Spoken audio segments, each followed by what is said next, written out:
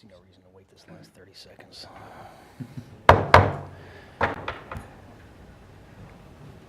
Good evening, ladies and gentlemen. Welcome to the October 25th, 2017 meeting of the Lawrence and Douglas County Planning Commission is what we are. I was in the wrong place there. You're here. Before we get to our regular agenda, we have a few housekeeping items, beginning with the approval of last month's minutes in your packet. If you had time to review them, if there are any additions or discussion. If none, I would entertain a motion to approve them. I would motion to approve the minutes. Moved by Commissioner Willie Second? and seconded by Commissioner Payden. All in favor? 802 abstentions, I believe. Do we have any committee reports to receive from the last month? I suppose this would count as a committee report. I attended, and so did Jim Carpenter. The American Planning Association Kansas chapter had their meeting in Salina. I stayed for both days. We had some good commissioner training time there. I also got a tour of the Kansas Crisis City. It's a first responder training facility out by Salina. But the kind of the best take-home piece I had from the meeting was the keynote speaker, Dr. Cindy Fruin, who is a Kansas City architect and futurist. And she was speaking to people in the planning profession to encourage them to look beyond the 20-year planning period and look at a 100-year planning time frame, with the idea that the 20 years was just kind of an extension of the present and not actually the future. So we actually have some exercises from that are going to incorporate into our planning commissioner training. We'll have more about the planning commissioner training later. On to our communications. Are there any written communications from the public that are not in our packet? Any communication from staff, commissioners, or other commissioners? Mr. Chairman, staff has a couple of items to draw to your attention. One is the memorandum on the Santa Fe Depot landmark nomination that we're providing to you as notice. There's no action required by the Planning Commission, but our code requires that we provide you notice that Historic Resources Commission will be reviewing this Lawrence Register of Historic Places landmark application. My second announcement is just to introduce you to one of our new planning member staff. Luke Mortensen is here tonight to observe this brief commission meeting. He most recently was in Eau Claire, Wisconsin, but is a recent grad of the University of Minnesota. So you may or may not be seeing him more than he likes. Right. Well, welcome. Let's see. Do we have any written actions of waiver requests or determinations from the city engineer? No, sir. Any disclosure of ex parte communications among commissioners for either of these agenda items? Any declarations of abstentions from any agenda items? All right, then let's get on to item number 1. Good evening, Sandy.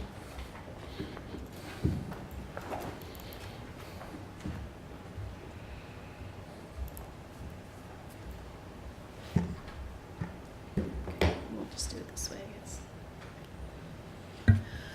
Good evening, Sandy Day, Planning Office. The item that you have before you for item number 1 is a final development plan. This project was originally approved under the old code, which requires the final development plan to be approved by this body. We've talked a lot about this property in a couple of applications that we heard earlier this year, including the final development plan for the property immediately to the south. We considered that in July. It was approved. There was also a related minor subdivision that took this property that has three lots and combined it into 2. This application is for the development of that north lot, which was alluded to in that previous application. The proposed request is for a single building. It is for Old Chicago. The size of the building is a little over 5,000 square feet. It'll include outside dining and 90 surface parking spaces. This slide shows the approved final development plan that is on the books today that included a building generally in this location, and the proposed request is in a comparable location to this project. The minor subdivision that combined original lots 1 and 2 and then modified some interior easements has been approved, but it has not yet been recorded. The applicant has some work to do with that document to get it recorded. There is also a minor subdivision that was considered and approved recently, and that is exclusively on the Walmart lot. And what that minor subdivision did was include a break-in access for West 6th Street that would allow a right-in only access drive. That improvement would be located within the 6th Street right-of-way as well as on the Walmart site. So that is a piece, the amendment to the Walmart site is a piece that does need to be submitted by the applicant. The application for the proposed development does stand on its own without that right-in only driveway. The two buildings combined meet the requirement of the maximum cap that was allowed in that phase 2, which included 3 buildings, which is now just going to be 2 buildings. This slide shows what that access break would look like. This is a conceptual drawing. This is not an engineered drawing. So there are public improvement plans that will need to be submitted and approved by city staff before that can be constructed. But the intent of the applicant to show this was the vehicular turning movements throughout the parcels that are affected through this. The Old Chicago building has been submitted with building elevations. They have also submitted a building permit, and the proposed building does comply with the city's commercial design guidelines. This is the elevation that faces the public street. The other 3 elevations face actually interior properties or interior access drives, but it is also compliant. But I want to highlight this particular slide that this provides some pedestrian connection and human scale back to Wakarusa Drive. Staff's recommendation for the final development plan is for approval. There are really 2 very minor conditions that are associated with this project. One is that the minor subdivision does in fact need to be recorded before this final development plan can move forward, and the applicant needs to provide a site plan performance agreement, which is a standard document that we see for all development applications, such as site plans, special use permits, and for final development plans. I'm happy to answer any questions. You're here for the other cases, right? So I think it was the applicant's intent to be here. I'm not sure what happened, but happy to answer any questions. All right. If we have any, we'll ask you. This is a public hearing item. If there's any member of the public that would like to speak on this item, please come to the podium. Sign in. Have your say. Nope? Okay. Then we'll bring it back to the commission for discussion, questions, or motions.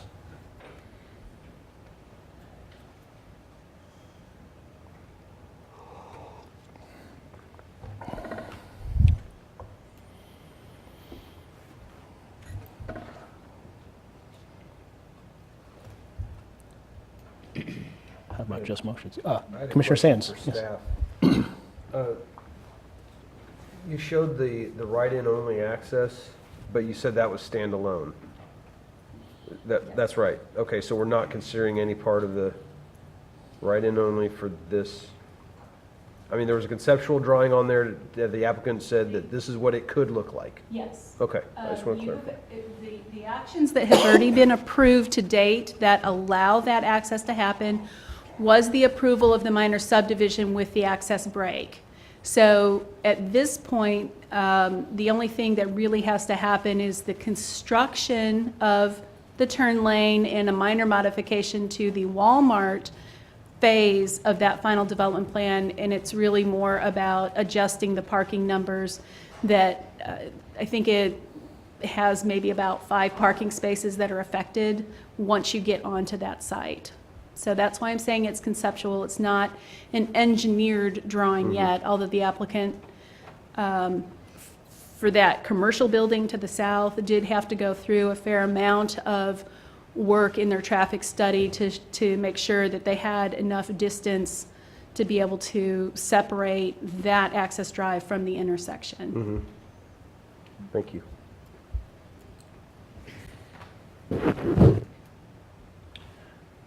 Further commissioner comment or discussion? Commissioner Willie. Whereas this is not substantially different from what was originally proposed, and it seems a good fit for the area, I would go ahead and make a motion, if you're ready for that. I would motion that we approve the final development plan for 6 Walk Addition Phase 2, Old Chicago, based on the finding of fact presented in the body of the staff report, and following to the 2 conditions that are the prior release of the final development plan for the issuance of the building permit and a signed site plan performance agreement. We have a motion from Commissioner Willie. Is there a second? Second by Commissioner Culver. Further discussion? All those in favor of approval, please raise your hand. Motion carries 10-0. On to item 2.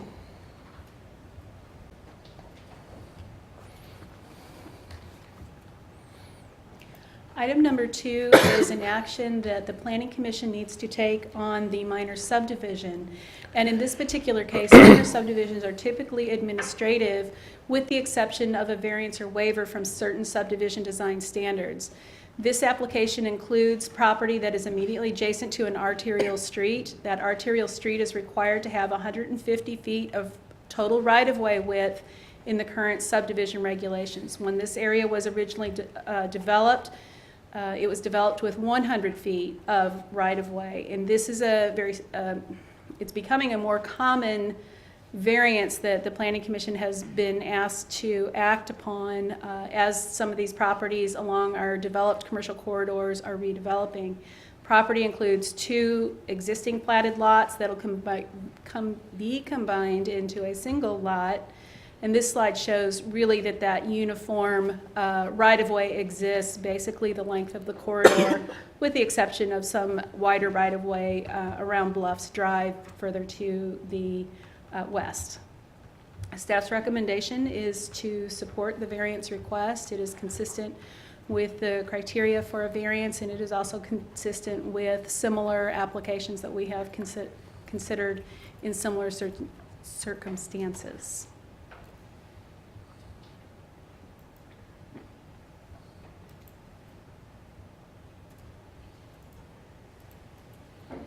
Thank you, Sandy. Does the applicant care to say anything about the project? Sandy's description? Good evening. My name is Jeff Lawback, SBB Engineering, the civil engineering consultant for Casey's General Store or Casey's Retail Company. Here, if you have any questions, thanks Sandy for the presentation and working with her on this project. All right, thank you. This is a public hearing item. If there's any member of the public who would care to speak on this item, please step forward. Seeing none, we'll bring it back to the commission for questions, discussions, or motions.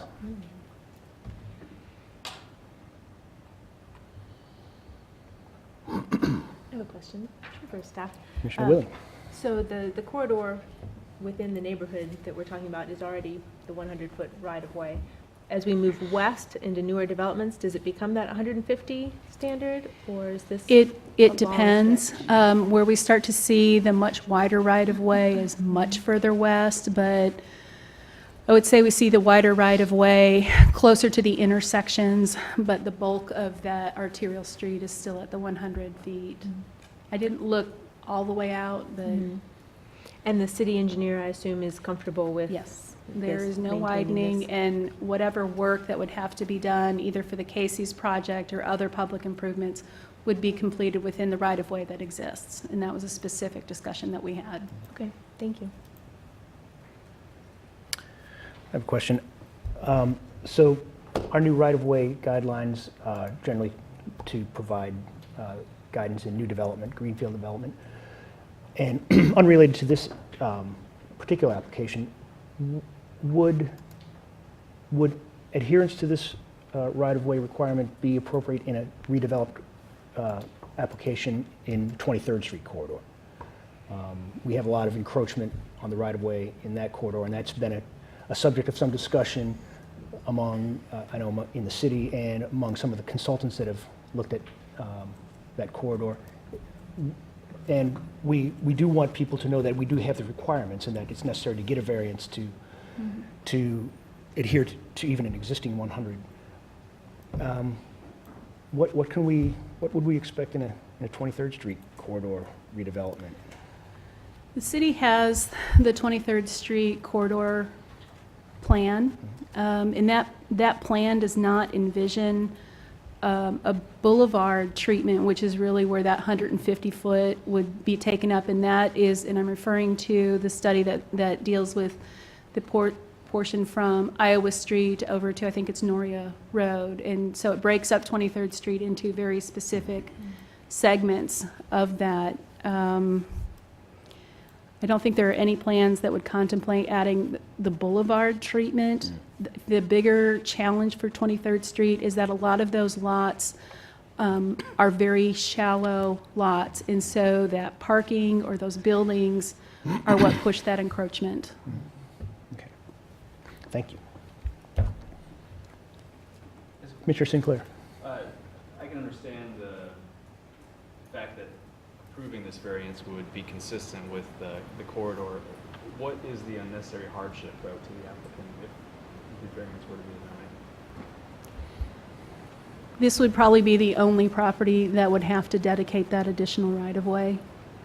The expectation that other properties are going to redevelop in a manner that they couldn't otherwise comply. I don't think the boundaries or the depth of the commercial areas are changing in this corridor.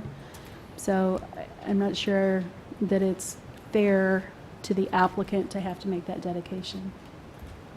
I might also state that the reason we have the wider right-of-way for new development is there's a lot of competition for space with utilities, street trees, multimodal elements. These areas that you're seeing with variances coming forward are places that are already kind of tight and existing, and they're not going to move utilities out of the way. They already exist, so there's no need necessarily to get it in an ad hoc fashion. But as new areas come on board, we've got space needs to maintain new safety measures, for example, that utility companies have, or new utilities altogether, like fiber is now another thing we have to put into the right-of-way. And the lighting and the street trees, and everything competes for space in a right-of-way. So we're trying to be very just sort of conscientious about what our existing corridors are doing. In fact, on 23rd Street, it may be even more inconsistent about what the right-of-way does. More often than not, we're vacating right-of-way to allow development to come up and match the existing condition to provide, to give a little more of that property back to the private development, helps put a little more property on the tax rolls, as well as give more room to do whatever the developer or whatever that business owner needs to do with the property.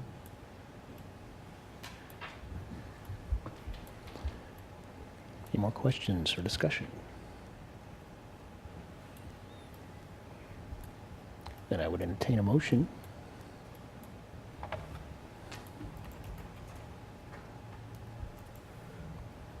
Commissioner Sands, thank you.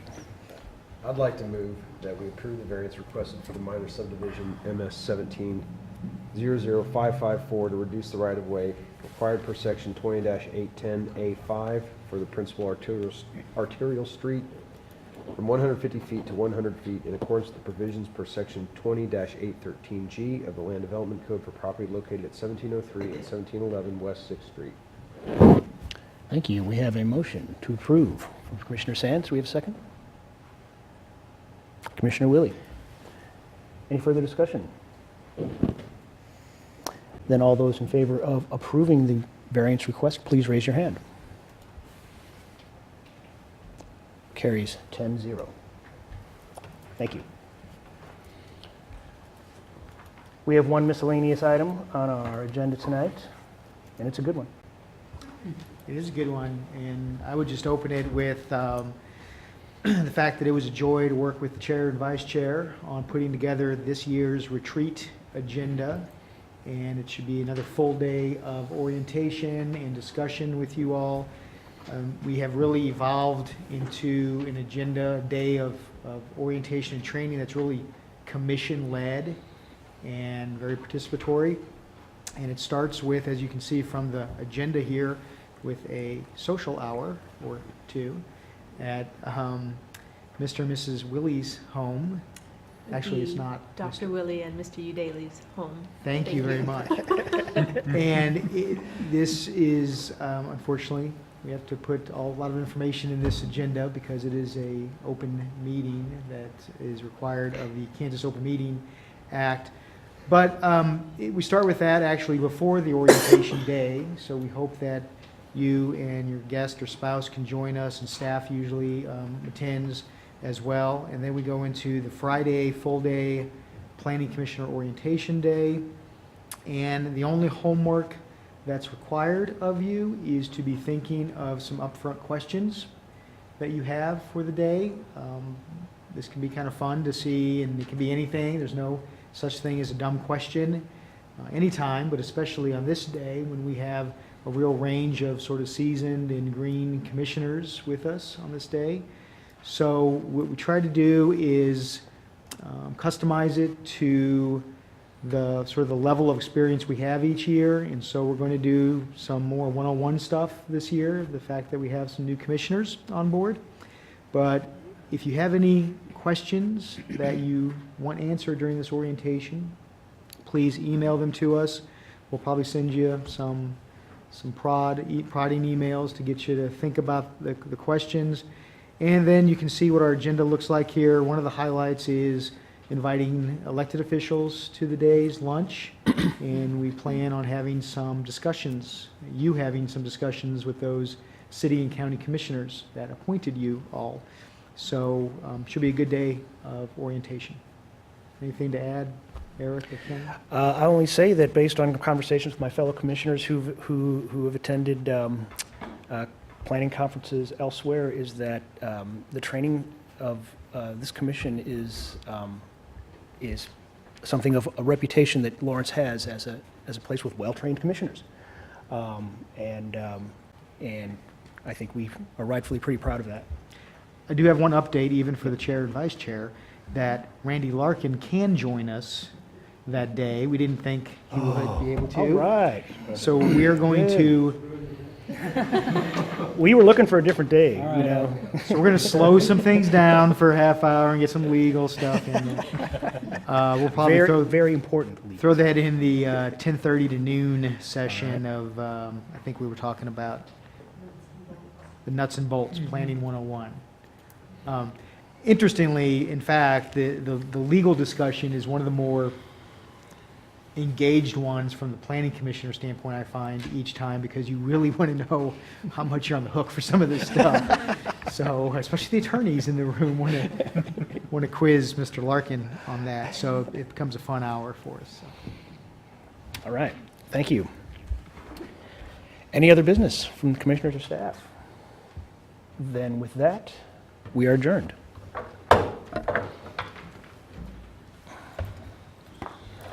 We didn't make the record. We didn't make the record. Well, we're not here to make records. We're here to